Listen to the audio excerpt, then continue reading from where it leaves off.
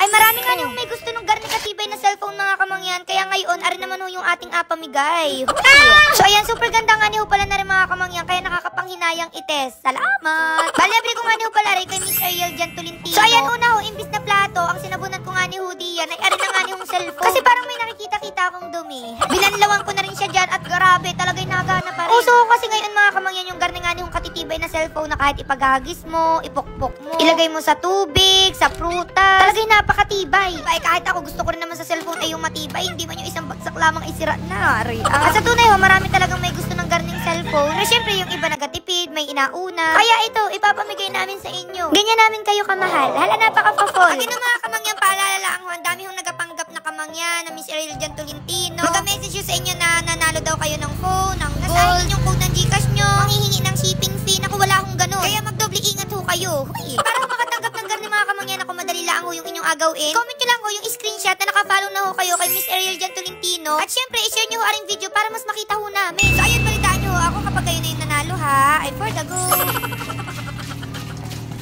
Kung may mga chichirya din nga kayo diyan sa inyo mga kamangyan, ay gawin ho nating mas espesyal. So ayun, parang ginamit ko palang giniling diyan mga kamangyan ay yung nasa dilata. Tapos so, naglagay lang ako ng paminta at saka garlic powder. So, ready na rin pala lahat ng alagay din ng mga kamangyan. Yung giniling, sibuyas, pipino, kamatis, mayonnaise at saka cheese whiz. Kayo na rin bahala kung anong chips yung gusto ninyong gamitin. Oo mga kamangyan, kung nagka-crave nga niyo kayo sa nachos, naku, perfect na perfect ko sa inyo. Salamat! Siyempre, para mas kompleto rin mga kamangyan, kailangan natin ng panulak. Pareho yung freshies, mango milk flavor mga kamangyan. Grabe, super sarap nito as in, tapos super cutie din yung packaging niya. Lasa mo talaga sa kanya yung mangga, hindi man siya yung lasang gamot. Tapos digaw mga kamangyan, nauuso ngayon yung mga inapahid na cream na retinol. Kasi para daw hindi kumulubot yung balat, wala yung mga pimples, yung mga dark spot, mapantay yung kulay mo, pampaliit ng pores. Ako, personally, gustong gusto ko talaga mag-try nun, kaso medyo natatakot ako. Kaya sobrang gulat ko na ito mismong inainom ko na ito, meron tong retinol. At sorry mga kamangyan, pero wag kayong mag-alala kasi yung ginamit din yung pampatamis ay yung stevia glycoside. Kaya talagang safe na safe. Salamat! Maliban sa masarap, sobrang daming benefits, kaya imbis na mga soft drinks, ito na laang. Kaya kung gusto nyo rin yung kakaibang glow sa balat ninyo mga kamangyan, ako arin na ho yung kailangan ninyo. Ay for the go!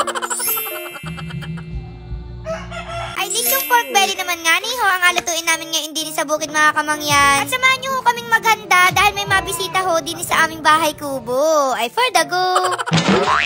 Ewan ko nga ni ho mga kamangyan, pero nitong nakaraan, puro mga pampahay blood ho yung mga ina-crave namin. Salamat! Bali 8 kilo nga ni ho pala rin pork belly na nabili namin mga kamangyan. At kahapon pala ang nagpunta na agad kami sa palengke. Para nga ni ho magsabi sa mga nagatinda doon na tirahan nga ni ho kami ng garning klase ng pork belly. Gawa na sa tunay ho, mahirap po talaga makabili ng gayaan. Talagang kailangan na sadyain mo. Wow, sadyain. Madalas ho kasi kung meron yan sa palengke mga kamangyan, inagayat-gayat na agad nila. Gawa ng syempre, madalang ho yung nabili ng gayaan talagang